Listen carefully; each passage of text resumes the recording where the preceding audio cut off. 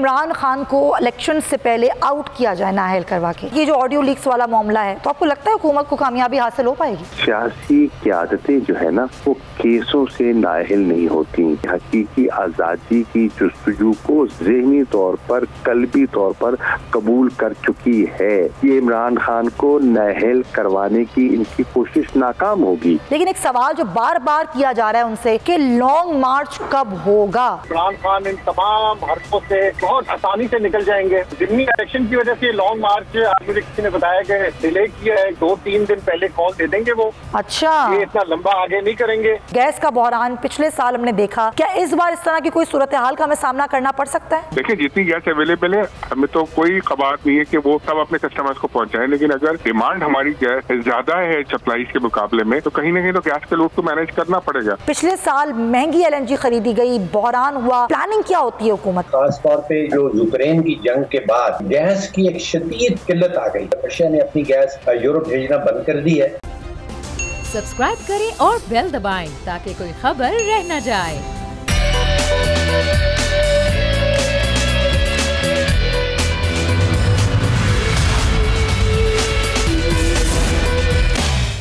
बिस्मिल्लाहिर्रहमानिर्रहीम, अस्सलाम वालेकुम। प्रोग्राम में मैं सुमैया रिजवान आपको खुशामदीद कहती हूँ। नाज़रीन, आप जानते हैं कि पाकिस्तान तहरीक इंसाफ के चेयरमैन इमरान खान, जिन पर कई केसेस हैं, आज ममनुआ फंडिंग केस में पेश हुए। आधे घंटे की उस पर तलबी उनकी अदालत की जानिब से की गई और आज उनकी जो हिफाजत ज़मानत है वो 1 हफ्ते के लिए मंजूर कर ली गई है। तोशाखाना रेफरेंस हो, ममनुआ फंडिंग केस हो या फिर दीगर केसेस जिसमें इमरान खान पेश भी हो रहे हैं, उनकी ज़मानत भी मंजूर हो रही है, लेकिन जो कोशिशें हैं हुकूमत की वो ये हैं कि इमरान खान को नाअहल करवाया जा सके इन केसेस में, ताकि वो जो अब इलेक्शंस होने हैं उनसे इमरान खान का जो करैक्टर है, जो इमरान खान की शख्सियत है, उसको आउट किया जा सके।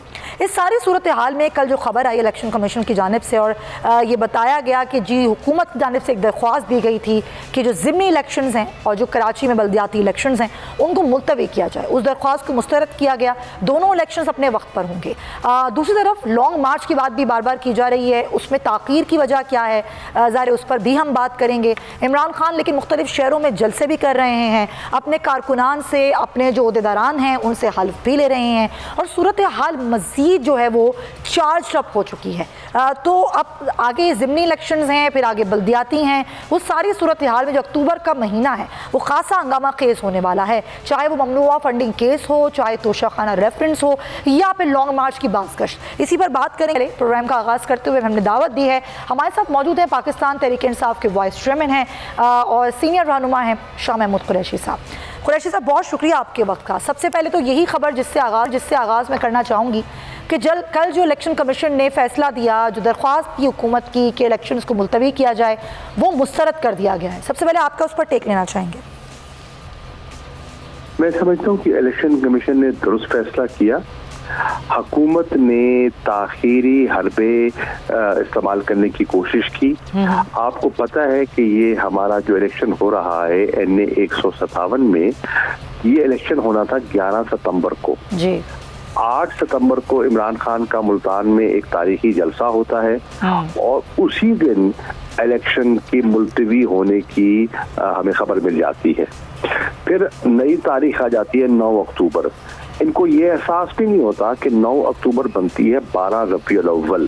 12 रबीउल अव्वल का दिन होता है जश्न विलादत मुस्तफ़ा का दिन है, तो पूरे मुल्क में चढ़ा होता है, मिलाद की महफिलें होती हैं, वो उनको समझ नहीं आई। फिर जब उस पर एतराज़ किया गया तो फिर इनने 16 अक्टूबर दे दी। 16 अक्टूबर को आपके वजीर दाखिला वो जाते हैं और इलेक्शन कमीशन से 90 दिन की फिर ताखीर मांगते हैं। पहले उन्होंने जो जवाब बनाया था, उन्होंने कहा था जी फ्लड आ गया है और मुलतवी चाहते हैं। तो हमने यहाँ रेट की और कहा कि भाई फ्लड तो मुल्तान में कहीं नहीं है, ना यहाँ है खानेवाल में फ्लड है, ना बहावल नगर में है, ना मुल्तान में है जहाँ हम इलेक्शन लड़ रहे हैं। तो ये तो बहाना जवाब बनता ही नहीं है। अब इनने सिक्योरिटी की बात कर दी, उसका कभी कोई जवाब नहीं बनता, यहाँ सिक्योरिटी सिचुएशन ठीक थी, तो ये फरार जा रहे थे क्योंकि अवाम इनसे लाताल्लुक हो चुकी है। 6 महीने की इस हुकूमत की जो कारकर्दगी है, महंगाई का तूफान है, गवर्नेंस नाम की चीज नहीं है, तो लोग इनसे लाताल्लुक हो गए हैं और अपनी खिफ्फत मिटाने के लिए ये ताखीर चाहते थे। अच्छा, एक तरफ तो ये आपने कहा फरार ज़ाहिर हासिल करना चाहती है, दूसरी तरफ ये भी चाहती है हुकूमत कि इमरान खान को इलेक्शन से पहले आउट किया जाए नाअहल करवा के, चाहे वो फॉरेन फंडिंग केस हो, चाहे वो तोशा खाना हो, चाहे अब ये जो ऑडियो लीक्स वाला मामला है। तो आपको लगता है हुकूमत को कामयाबी हासिल हो पाएगी? देखिए, आप को मैं अर्ज कर दूं, तारीख इस बात की गवाह है कि सियासी क़यादतें जो है ना, वो केसों से नाअहल नहीं होती, ये लोगों का फैसला है। सियासी क़यादत को कबूल करती है आवाम या मुस्तरद करती है आवाम। इस वक्त पाकिस्तान की आवाम इमरान खान के बयानिए को, उनके फ़लसफ़े को, उनकी हकीकी आज़ादी की जुस्तजू को ज़हनी तौर पर, कल्बी तौर पर कबूल कर चुकी है। ये इमरान खान को नाअहल करवाने की इनकी कोशिश नाकाम होगी, लोग इसको कबूल नहीं करेंगे। आपने देखा माजी में हमारी तारीख बताती है कि इन्होंने जो मकबूल लीडर्स थे उनको, मैं आपको मिसाल देता हूँ, अब तो पीपल्स पार्टी जो पुरानी हुआ करती थी वो तो मर चुकी, अब तो ज़रदारी लीग बन चुकी ना। जब पीपल्स पार्टी हुआ करती थी, जुल्फ़िकार अली भुट्टो को फांसी चढ़ा दिया गया। क्या पार्टी खत्म हो गई? क्या उसका फलसफा खत्म हो गया? जिंदा रहा। इमरान खान को एक झूठे केस में, एक मन घड़त केस में नाअहल करवाने से इन्हें कुछ हासिल नहीं होगा, पब्लिक में रिएक्शन उससे ज्यादा होगा। जितना इमरान खान को दबाएंगे, जितना तहरीके इंसाफ को दबाएंगे, आवाम में ये इतनी उभरेगी। लेकिन ये कि शाह साहब, ऑडियो लीक्स का मामला भी तो है ना, वो आपका भी नाम ज़ाहिर है उसमें आया। फिर कल इमरान खान ने ननकाना में जो जलसा किया उसमें भी कहा कि कुछ अब गंदी वीडियोस तैयार की जा रही हैं उनके खिलाफ। तो क्या इससे इमरान खान की साख को नुकसान पहुंचाया जा सकता है? अर्जी है, बदकिस्मती से सियासत का मयार इतना गिर गया है, मुझे अफसोस से कहना पड़ता है, और लोग किस हद तक गिर चुके हैं कि कोई मयार नहीं रहा। जिस किस्म की गुफ्तगू आज मैं सुनता हूँ, जिस किस्म की कैंपेन में आप देख रहा हूँ, मुझे अमली सियासत में तकरीबन 40 साल हो गए हैं, मैंने कभी ऐसे नहीं देखा। इतनी गिरी हुई बातें मैंने नहीं देखी, इतनी गिरी हुई गुफ्तगू मैंने नहीं सुनी। लेकिन मैं आपको ये अर्ज कर दूं, जो लोगों के दिलों में बैठ जाए, आप वीडियो चलाएं, ऑडियो चलाएं, जो मर्जी चलाएं, लोग उसे कबूल नहीं करेंगे। ननकाना के जलसे में एक पूरा दिखा दिया गया कि किस तरह वीडियोस को, ऑडियोस को डॉक्टर किया जाता है, किस तरह उनको आज टेक्नोलॉजी के जरिए मन घड़त बनाई जाती हैं। आपने देखा कि नवाज शरीफ के मुंह से वो कैसी गुफ्तगू फरमा रहे हैं, आपने मरियम की गुफ्तगू सुन ली, तो ये तो एक क्लियर प्रूफ था कि किस तरह डॉक्टर वीडियोस और ऑडियोस बनाई जाती हैं और किस तरह पॉलिटिकल इंजीनियरिंग की जाती है। अब ये नैब का जो कानून है, जो इसमें तरामीम की गई है, ये पॉलिटिकल इंजीनियरिंग का टूल नहीं है तो क्या है? लेकिन शाह साहब, ज़ाहिर है आगे ज़िमनी इलेक्शंस हैं, ज़िमनी इलेक्शंस में एक हल्के में आपकी साहबजादी भी इलेक्शंस लड़ रही हैं, फिर बाकी दीगर हल्के भी हैं। क्या तैयारी है तहरीक इंसाफ की? खुद आपकी इलेक्शन कैंपेन में बड़ा आप लोग बढ़ चढ़ कर हिस्सा ले रहे हैं, कैसी चल रही है आप लोगों की इलेक्शन कैंपेन? देखिए, पहली बात तो ये है कि 17 जुलाई को इंतखाबात हुए, पंजाब में नून की हुकूमत की, हमजा शहबाज शरीफ वजीर आला थे, इन्होंने पूरे सरकारी वसाइल इस्तेमाल किए और हमा किस्म का दबाव डालने की कोशिश की। मरियम तशरीफ लाई, मुल्तान में जलसा भी किया, नतीजा नहीं मिला, तहरीक इंसाफ जीत गई और बेशतर हल्कों में तहरीक इंसाफ जीत गई।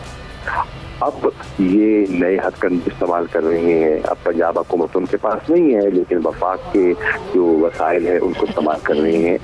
मैं समझता हूँ कि इस वक्त जो मैं हल्के में सूरत हाल देख रहा हूँ, लोगों का रुझान तहरीक इंसाफ की तरफ है।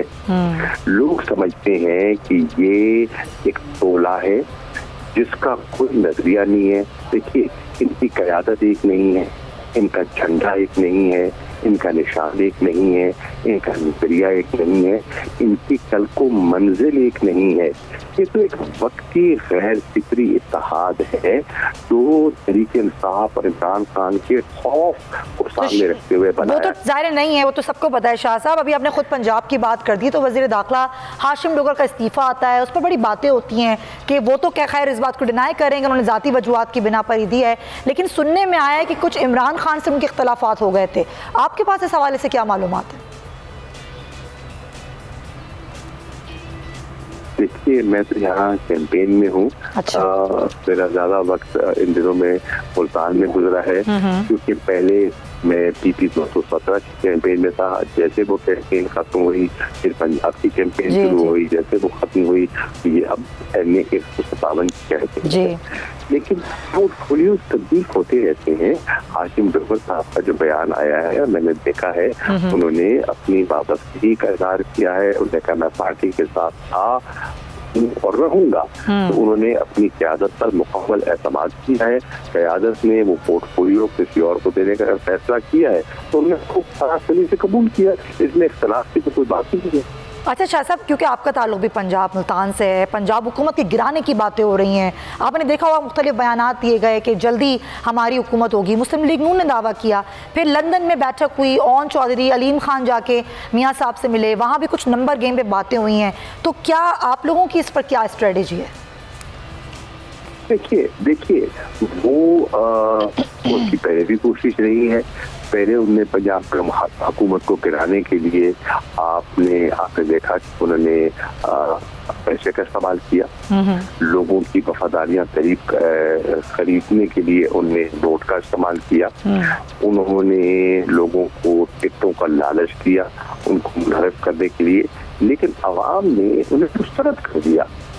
अब भी अगर वो इस किस्म का जोड़ तोड़ कर रहे हैं, तो पहली बात तो ये है कि वो कामयाब होते हुए मुझे दिखाई नहीं देते। और फर्ज कीजिए ये किसी अपने लोगों को झांसा देने में कामयाब हो जाते हैं कि पूरा सिस्टम जो है वो शेक कर चुका है, करेगा नहीं, कर चुका है। इस वक्त पूरा मुल्क कारोबार मुस्तद हो रहा है, कोई सरमायाकारी नहीं हो रही, कोई इकोनॉमिक जो कहते हैं ना रिकवरी का प्लान नहीं है। बस शाह साहब, आखिर में मुझे ये बता दीजिए कि ममनुआ फंडिंग केस में तो आज हिफाजती ज़मानत मिल गई खान साहब को, लेकिन आगे ऑडियो लीक्स का मामला है, खुद ये मामला लेकर आप लोग अदालत जा रहे हैं, इस हवाले से ज़रा बताइए क्या सूरत हाल है? देखिए, एक बहुत बड़ा ये ब्रीच है ऑफ प्राइवेसी एंड इंसान के फंडामेंटल राइट्स है और उसकी प्रिवेसी को ब्रीच किया गया है। नंबर एक, प्रिवेसी से हटके अगर आप देखें, ये नेशनल सिक्योरिटी का इशू भी बनता है। अगर प्राइम मिनिस्टर का घर, अगर प्राइम मिनिस्टर का दफ्तर, उनकी गुफ्तगू सिक्योर नहीं है, तो फिर ये मुल्क की और वहाँ अहम डिस्कशन होती है, वहाँ डिप्लोमेट्स आते हैं, वहाँ बाहर के मुल्क के जो अहम फंक्शनरीज आते हैं, पॉलिसी फॉर्मुलेशन पे गुफ्तगू करते हैं, तो सब कुछ बाहर जाता है और दुनिया के हाथ आता है और फिर वो पब्लिक नॉलेज कर दिया जाए, उसको नशर कर दिया जाए। ये बहुत बड़ा जुर्म है जो हुआ है और हम चाह रहे हैं इसकी तहकीक हो और ये किसने किया, क्यों किया, जिम्मेदार ठहराया जाए, लोगों को पता चलना चाहिए। बिल्कुल सही, बहुत शुक्रिया। वाइस चेयरमैन पाकिस्तान तहरीक इंसाफ शाह महमूद कुरैशी साहब हमारे साथ मौजूद थे। कि जो इमरान खान साहब की स्ट्रेटजी है उस पर हम बात तो कर रहे थे, लेकिन हमारे साथ अब्बास शब्बीर मौजूद हैं, नुमाइंदा खुसूसी हैं, उनके पास बड़ी खबरें होती हैं। अब्बास, आज आपके पास क्या खबरें हैं, आप मुझे ज़रा बताइएगा। खान साहब ने कहा कि वो जेल जाने के लिए भी तैयार हैं, लेकिन एक सवाल जो बार बार किया जा रहा है उनसे कि लॉन्ग मार्च कब होगा, ये जो सवाल है, क्या कोई जवाब आपको मिल पाया इसका? देखिए, जेल जाने के लिए इमरान खान बिल्कुल तैयार है, सामान भी रेडी है, उनकी किताबें भी उन्होंने रेडी रखी हैं। अच्छा, जेल जाने से नहीं डरते, ये जितनी मर्जी FIR करे, FIA के जरिए अब इमरान खान को और तहरीक इंसाफ की दीगर क़यादत को कोशिश की जा रही है हरासा करने की। मुख्तलिफ तरीके हरबे इस्तेमाल किए जा रहे हैं, लेकिन आप यकीन करें कि तहरीक इंसाफ और इमरान खान इन तमाम हरकों से बहुत आसानी से निकल जाएंगे। लॉन्ग मार्च की तैयारियां मुकम्मल है। ज़िमनी इलेक्शन की वजह से लॉन्ग मार्च आज मुझे किसी ने बताया कि डिले किया है क्योंकि ज़िमनी इलेक्शन है, और उसके बाद ये प्लान किया जा रहा है कि किसी दिन भी लॉन्ग मार्च का ऐलान, यानी कि अक्टूबर का महीना निकालेंगे खान साहब, आप ये खबर दे रहे हैं अब्बास? नहीं, मैं बिल्कुल ऐसा नहीं दे रहा हूँ, और ये 2-3 दिन पहले कॉल दे देंगे वो। अच्छा, ये इतना लंबा आगे नहीं करेंगे। आज मैंने 2-3 बार खान साहब महंगे टोटल आए थे, मैंने वहाँ पर 2-3 बार लोगों से पूछा जो उनके करीबी लोग हैं। डिले नहीं हो रहा, सिर्फ ये दिल्ली इलेक्शन की वजह से कुछ डिले किया है, और फौरन कॉल होगी 2 से 3 दिन का। इस असल बात यह है कि इस प्लान का किसी को नहीं पता। इमरान खान नहीं कहते कि राना सनाउल्लाह, शहबाज शरीफ, मुझे तो तुम्हारे प्लान का पता है, तुम्हें मेरे प्लान का नहीं पता। और ये बड़ी रियलिटी वाली बात है कि किसी तहरीक इंसाफ के सीनियर जो है उमर, उन्होंने उनसे मेरी बात हुई तो कह रहे हैं कि मेरी बीवी मुझे पूछ रही थी कि क्या प्लान है। अच्छा। तो मैंने उनको बताया कि मुझे भी नहीं पता कि क्या तो अब्बास इतना टॉप सीक्रेट रखा है खान साहब ने, टॉप सीक्रेट है। तो फिर ये प्लान फिर हो, उस पर इम्प्लीमेंट कैसे होगा? फिर ये इम्प्लीमेंट खान साहब की टेबल पर तंजीमों के, तहसीलों के, उन लोगों के एड्रेसेस और उन लोगों के नाम मौजूद हैं जिन्होंने इस लॉन्ग मार्च में शिरकत करनी है। अच्छा। तंजीमी लेवल पर, तहसील लेवल पर, यानी ग्रास रूट लेवल पर ये सारा काम हो चुका है। तमाम तैयारियां हो गई हैं। इंतजार हो रहा है कि ज़िमनी इलेक्शन हो जाए, या देखें इलेक्शन की डेट चाहिए इमरान खान को। इलेक्शन की डेट अगर तो ये मुतालबा मान लेते हैं लॉन्ग मार्च से पहले, इलेक्शन की डेट दे देते तो फिर तो लॉन्ग मार्च। मतलब मुतालबा मान लेने से क्या मुराद है? कोई मुज़ाकरा चल रहे हैं खान साहब के क्या? देखिए, सियासी जमातों में बातचीत होती रहती है, किसी न किसी सतह के ऊपर कोई बातचीत होती है, लेकिन तहरीक इंसाफ की जो सीनियर क़यादत बशमूल इमरान खान है वो बिल्कुल लॉन्ग मार्च के लिए रेडी है। लेकिन सियासी जमातों से तो बात करने के लिए तैयार नहीं है, तो फिर कहाँ बात हो रही है? देखिए, जिन कॉर्नर्स के साथ बात होती है हमेशा से, उसी कॉर्नर्स के अंदर बात होती है, और उसी कॉर्नर्स के अंदर बातचीत हो भी रही होगी और माजी के अंदर भी हुई है। क्योंकि देखिए, ये आफ्टर ऑल ये मामला टेबल टॉक से खत्म होगा। लॉन्ग मार्च के बाद भी जो इसका एंड होगा वो बातचीत के जरिए होगा।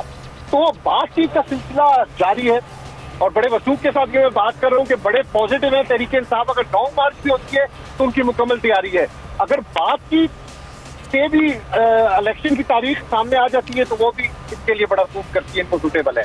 लेकिन ये जो कंटेनर और ये जो छोटी मोटी तैयारियां हैं, ये इमरान खान इसको छोटी मोटी तैयारियां कह रहे हैं। अच्छा। आज भी मैंने पंजाब के हवाले से उनसे पूछा कि पंजाब के अंदर ये क्या मैस क्रिएट हो रहा है। हाँ। तो बड़ा उनकी जो एक स्माइल होती है कि वो ही डोंट केयर, कि उनको इसकी परवाह नहीं है, कुछ भी नहीं होना। क्योंकि अवाम, देखे इस वक्त जो अवामी मकबूलियत है इमरान खान की वो बहुत ज्यादा है। ये जो हुकूमती बेंचेस के ऊपर लोग हैं, ये बेशक इस चीज माने या ना माने, लेकिन अंदर से इनको पता है कि इमरान खान इस वक्त मकबूल है। ये इलेक्शन से इसीलिए भाग रहे थे। लेकिन आपने ये सवाल किया कि खान साहब आप जेल जाने के लिए तैयार हैं, अगर आपकी गिरफ्तारी होती है तो फिर आपका प्लान बी क्या है? देखें, फिर तो अवाम, देखें हर सारे प्लान उनके पास पैरेलल हैं। मुकदमात से किस तरीके से निकल रहे हैं, क्योंकि सारे जाली मुकदमात बन रहे हैं। अच्छा, ये सियासी मुकदमात बन रहे हैं। इसी तरह इमरान खान की पैरेलल प्लानिंग है। सिर्फ ये प्लानिंग नहीं है इस बार के कंटेनर के साथ इस्लामाबाद आना है, पुरअमन मार्च करना है, शो ऑफ पावर करना है। पूरे पाकिस्तान के अंदर इसको किस तरीके से इस एहतजाज को डिस्ट्रीब्यूट कर रहे हैं वो भी एक प्लान का हिस्सा है। लाहौर के अंदर केपी के आजाद कश्मीर से जो इस्लामाबाद को बॉर्डर आ रही है, ये तो कंटेनर लगा रहे हैं, लेकिन उन कंटेनर के बाहर अगर लोग बैठ गए आकर, क्या इन्होंने कोई इकदाम कर दिए, ये लोग तो सारे महसूर हो जाएंगे रेड जोन में। तो इसलिए बहुत सारी स्ट्रेटेजीज है, बहुत सारी प्लानिंग्स हो रही हैं, मुख्तलिफ पैरेलल प्लानिंग्स हैं, कुछ प्लान ए, प्लान बी, जिन पर काम हो रहा है। बहुत शुक्रिया आपका अब्बास शब्बीर। सूसी हमें बड़े अंदर की खबरें दे रहे थे खान साहब की प्लानिंग, खान साहब के लॉन्ग मार्च, गिरफ्तारी और दीगर मामलात के हवाले से। एक ब्रेक शामिल करेंगे, वापस आएंगे तो फिर एक बहुत अहम इशू है उस पर बात करेंगे इस ब्रेक के बाद। Welcome back to the show नाजरीन। प्रोग्राम के हिस्से में हम बात करेंगे एक अहम मौजू की, और अहम मौजू ये है कि मौसम सरमा की आमद है, लेकिन गैस बहरान एक बार फिर सर उठाने लगा है। सूरत हाल क्या बन रही है, ज़रा उस पर मैं रोशनी डालती हूँ। हुकूमत की नाक़िस मनसूबाबंदी है, अवाम हो जाए गैस बहरान को तैयार। बहरान की वजह तवील मुद्दती मनसूबाबंदी न होने के साथ साथ फौरी नौयत की फैसला साजी का भी फुकदान है। मुल्क में गैस के ज़खायर कई बरसों से हर साल 10% की शरह से कम हो रहे हैं।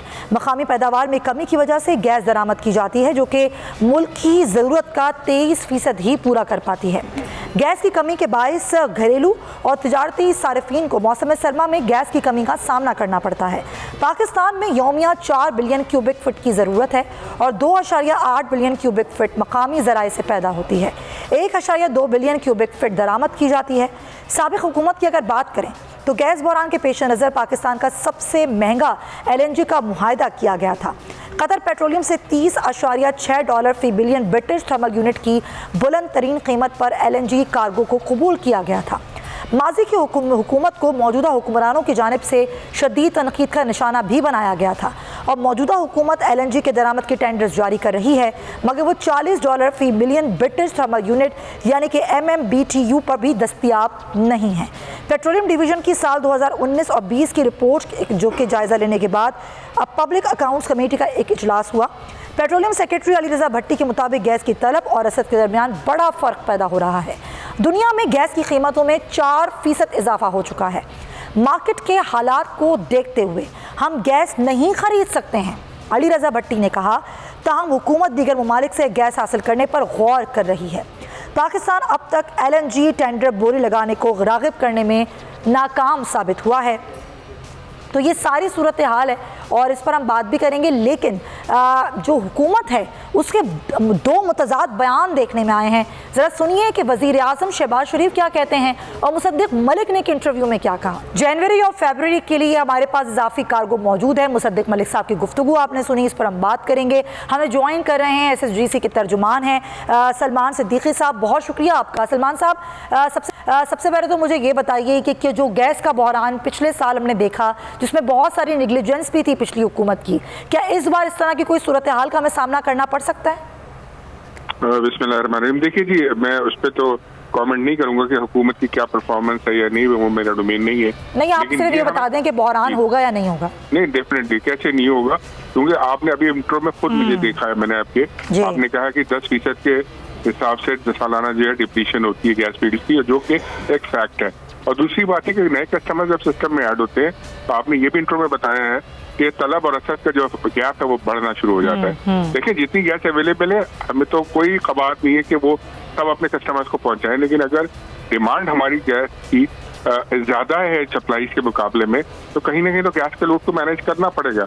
और ये एक सर्दी नहीं, कई सालों से सर्दियों में। सलमान साहब, जब ये तलब और रसद का मसला आएगा, डिमांड एंड सप्लाई का, तो फिर वो ज़रा इस पर भी आपकी मौजूदगी का फ़ायदा उठाते हुए सवाल कर लूँ कि एक औकात कार्ड जारी किए गए हैं जी SSGC की जानिब से, ये क्या सच्ची खबर है कि औकात कार्ड हैं और वक्तों में हमें गैस मिला करेगी कराची के शहरियों को? देखिए, ये एक अफवाह थी जो कल से गर्दिश कर रही थी सोशल मीडिया पे। अब तो तकरीबन दम तोड़ गई है कि उसकी हमने फौरन तस्दीद कर दी थी और हर जगह हमने सोशल मीडिया प्लेटफॉर्म्स पे, हैंडल्स पे उसको ट्वीट भी किया। आप तो तरदीद कर रहे हैं, ऐसा ना हो कि गैस के वाकई औकातकार हों। देखिए, अभी कंपनी की प्लानिंग में तो अच्छी कोई चीज नहीं डाली थी, लेकिन अगर कोई चीज इवॉल्व होती है हुकूमती सतह से या किस तरह से कोई पॉलिसी आती है सामने, तो कंपनियां दो है, स्वी सदर्न और स्वी नॉर्दर्न, उनको उस तरह से कंप्लाई करना पड़ता है। लेकिन फिलहाल ऐसी कोई चीज ना हमारे इल्म में है ना कोई ज़ेरे गौर है औकात कार वाली। तो ये चलें ठीक है, बहुत शुक्रिया। सलमान सिद्दीकी साहब हमारे साथ मौजूद तर्जुमान सी, और उनका ये कहना था कि एक तो पहली बात ये फेक न्यूज़ है। अलबत्ता उन्होंने ये भी कहा कि तलब और रसद के मसाइल पैदा होंगे और ये होते हैं, हर साल होते हैं, तो बहरान की कैफियत भी पैदा हो सकती है। फ़ारूक सलीम साहब हमें ज्वाइन करें, मोहरे माशूरात हमारे साथ मौजूद हैं। अस्सलाम वालेकुम फ़ारूक साहब, कैसे हैं आप? अल्हम्दुलिल्लाह, आप खैरियत से हैं? जी सर, सबसे पहले तो सर मुझे ये बता दीजिए, ये जो मामला होता है, आपसे बेहतर इस पर रोशनी कोई नहीं डाल सकता कि ये जो हम मुआहदे करते हैं, ज़ाहिर है आपको एक वक्त पर, एक होता है ना कि टाइम ड्यूरेशन देख के LNG के मुआहदे करने पड़ते हैं। पिछले साल महंगी LNG ख़रीदी गई, बहरान हुआ, फिर ज़ाहिर है ये बहरान होता है कहीं ना कहीं, फिर आपके अवाम परेशान होते हैं, फिर हमारे पास वैसे ही हमारी मईशत का बुरा हाल है, अवाम इस महंगाई से ही परेशान है। ज़रा आप मुझे बता सकते हैं कि ये प्लानिंग क्या होती है हुकूमत की? आपका सवाल मेरे तक पहुंच नहीं पाया, जरा दोहरा दीजिए सर। क्योंकि सवाल LNG कार्गो के हवाले से था। हुकूमत तो कह रही है बहरान होगा, एक तरफ हुकूमत की तर्जुमान ये भी कहते हैं कि नहीं होगा। तो ये जो सूरत हाल है ये पैदा क्यों होती है? ये डिमांड सप्लाई के इशूज़ होते हैं या फिर ये हुकूमत की नाकिस पॉलिसियाँ होती हैं? अगर मैं सही समझ पाया तो आप LNG का एग्जैक्टली सर, LNG जी देखिए, गैस की पाकिस्तान के अंदर जो पैदावार है उसकी तलब के मुकाबले में तकरीबन आधी है और मुसलसल गिरती चली जा रही है। LNG के बनाए गए हैं, LNG की हम टेंडर करती है हुकूमत हर महीने, हर अगले महीने। और मामला ये हो रहा है कि दुनिया भर में ख़ास तौर पे जो यूक्रेन की जंग के बाद गैस की एक शदीद किल्लत आ गई। जी सर, क्योंकि गैस जो है वो रशिया ने अपनी गैस यूरोप भेजना बंद कर दी है, तो एक बड़ी ही सख्त किस्म की आप कह रहे हैं रूस यूक्रेन। अच्छा सॉरी, क्योंकि वक्त कम है, sorry to interrupt you sir, ज़रा डॉलर के वाले से भी सवाल कर लूँ क्योंकि फिर प्रोग्राम ख़त्म हो जाएगा, कि ये डार साहब की जो एक स्ट्रेटेजी है या नहीं है, जो भी है, 217 पे डॉलर पहुँचता है, 216 तक आता है, आज स्टार्ट होता है 219 पर। तो ये क्या स्ट्रेटेजी है या है ही नहीं कोई स्ट्रेटेजी हुकूमत की?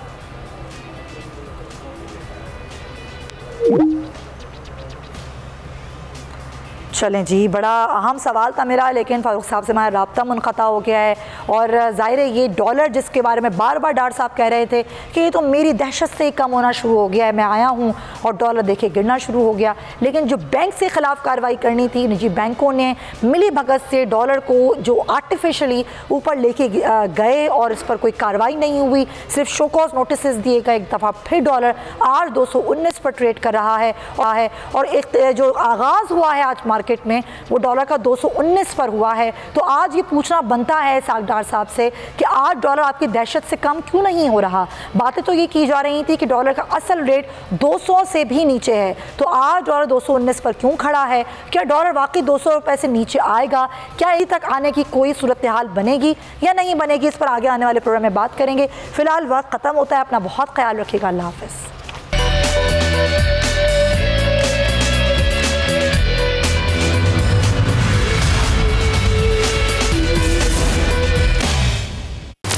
इमरान खान हूं, आप बोल्ड न्यूज देख रहे हैं।